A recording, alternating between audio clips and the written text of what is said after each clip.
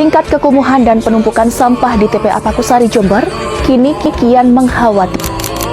Pasca akhir tahun, gunungan sampah di tempat pembuangan akhir Pakusari Jember melebihi kapasitas semakin meninggi, setinggi 27 meter dan rawan longsor. Gunungan sampah di tempat pemrosesan akhir atau TPA Pakusari Jember.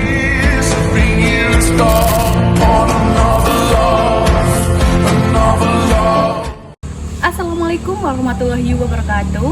Perkenalkan, nama saya Yesi Fatika Sari. Saya dari Universitas Muhammadiyah Jember, Program Studi Pendidikan Guru Sekolah Dasar.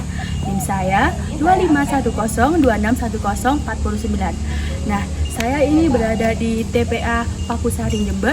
Nah, di sini saya akan menganalisis sampah dan dampak dan solusi berkelanjutan. Sumber daya alam adalah segala sesuatu dari alam yang bisa dimanfaatkan oleh manusia, seperti tanah, air, udara, dan tumbuhan. Ada yang dapat diperbarui, ada yang juga tidak dapat diperbarui. Pelestarian artinya menjaga agar tidak rusak dan tetap berguna. Ekosistem adalah hubungan timbal balik makhluk hidup dengan lingkungan, terdiri dari faktor biotik, makhluk hidup, dan abiotik seperti tanah, air, dan udara. Jika keseimbangan rusak, akan terjadi pencemaran tanah, air, dan udara secara terus-menerus dan bisa mengakibatkan bencana yang sangat fatal. Seperti di TPA Pakusari Jember yang sudah beroperasi sejak tahun 1992. Masalah kritis TPA Pakusari terjadi karena volume sampah yang masuk terus-menerus yang bertambah setiap harinya, yang sekarang mencapai 190-200 ton sehari. Sedangkan luas lahan hanya 6,8 hektar dan sudah beroperasi lebih dari 30 tahun, sehingga kapasitasnya sudah hampir habis sepenuhnya. Sebagian besar sampah berasal dari rumah tangga, terdiri dari sampah organik seperti sisa makanan, dan sampah anorganik seperti plastik, kemasan, dan lain sebagainya. Sehingga sampah yang bisa terurai alami pun tertutup dan menumpuk terus-menerus tanpa hilang. Pengelolaan yang diterapkan hanya berupa penimbunan sederhana, belum ada pemilihan maksimal, daur ulang yang memadai, serta sarana dan alat pemilihan juga terbatas.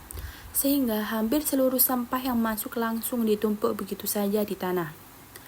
Hal ini juga diperparah oleh pola hidup masyarakat yang makin banyak menggunakan barang sekali pakai dan kemasan plastik, serta masih rendahnya kesadaran untuk memilah atau mengurangi sampah dari rumah, sehingga beban yang masuk ke TPA makin besar dan menciptakan gunung setinggi 35 meter melebihi batas aman kapasitas lahan.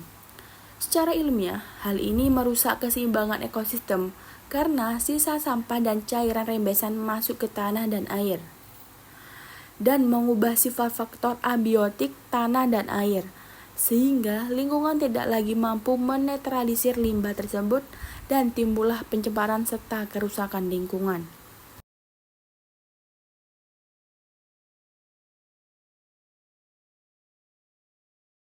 Di belakang saya ini adalah contoh sampah yang menumpuk jika kalian tidak mengolah sampah dengan baik.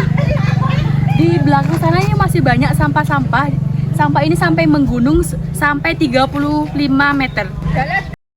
Setiap hari sampah makin banyak menumpuk di tempat pembuangan akhir. Kalau dibiarkan terus-menerus, lingkungan jadi kotor, tanah dan air tercemar, serta bisa bikin masalah kesehatan. Solusinya yaitu memakai prinsip 3R, reduce, reuse, dan recycle. Reduce yang artinya yaitu mengurangi pemakaian barang, pakai secukupnya saja dan hindari barang sekali pakai. Contohnya, bawa tas belanja sendiri, pakai botol minum isi ulang, dan hindari bungkus plastik berlebihan supaya sampah tidak makin banyak. Selanjutnya yaitu reuse yang artinya memakai ulang barang yang masih layak pakai. Jadi barangnya itu jangan langsung dibuang. Contohnya pakai ulang botol kaca jadi wadah, kertas yang satu sisi masih kosong dipakai lagi, kain lap pengganti tisu atau kaleng bekas dijadikan alat tulis. Yang terakhir yaitu recycle, artinya mendaur ulang sampah menjadi barang yang lebih berguna. Contohnya, kertas bekas diolah jadi kertas baru, plastik dibuat jadi ember atau pot bunga, sisa makanan dijadikan kompas, dan kaleng besi dilebur jadi barang logam baru. Penerapan prinsip 3R merupakan cara paling tepat dan sederhana untuk mengatasi penumpukan sampah di TPA. Dengan mengurangi pemakaian, memakai ulang barang, dan mendaur ulang sampah, beban sampah berkurang, lingkungan jadi bersih, terhindar dari pencemaran, dan sumber daya alam bisa dimanfaatkan lebih lama.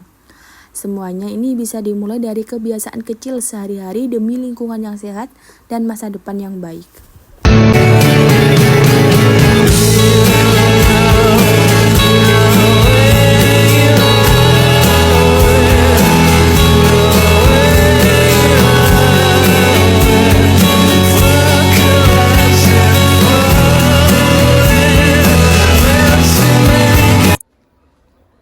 Sekian video analisis dan dampak dan solusi berkelanjutan dari saya. Semoga bermanfaat. Wassalamualaikum warahmatullahi wabarakatuh.